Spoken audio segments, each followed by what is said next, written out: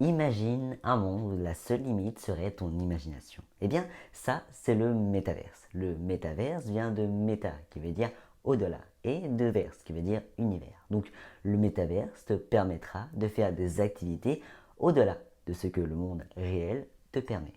La première fois qu'on a entendu parler de cela, c'était dans le livre de Neil Stephenson, Le samouraï virtuel. Il a aussi été cité dans le livre The Sovereign Individual. Je cite.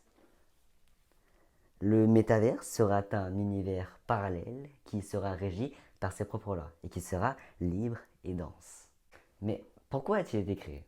L'un des buts du métaverse est de supprimer les frictions que nous avons lorsque nous interagissons entre plusieurs personnes sur Internet, car ces interactions sociales ne sont pas aussi naturelles que lorsqu'on parle de face à face. Et c'est pour ça que le métaverse a été créé, pour supprimer cette fiction, pour que ces interactions qui pourront se faire de l'autre bout du monde se fassent le plus naturellement possible.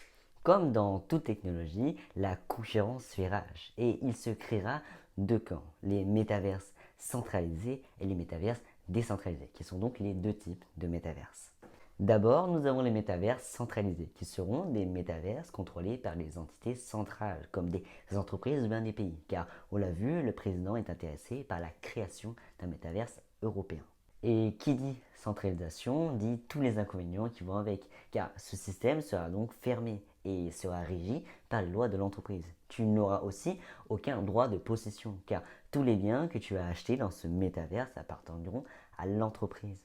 Mais il aura pour avantage d'être plus accessible au plus grand monde, car il sera simple d'utilisation, simplement parce qu'on n'aura pas besoin de connaissances techniques pour pouvoir l'utiliser, car il sera simplement accessible avec un compte Facebook par exemple, pour le métaverse de Meta. Et ensuite, nous avons les métaverses décentralisés, qui eux sont plus en adéquation avec la vision du métaverse de Neil Stephenson et de The Sovereign Dual, car ce monde sera régi par la communauté et sera libre et dense. Et donc, tous les droits fondamentaux, tels que la liberté d'expression, seront respectés. Donc, il n'y aura pas de censure. Bon, c'est beau tout ça, mais en réalité, on remarque que les différents métavers sont très très loin des attentes qu'on a d'eux.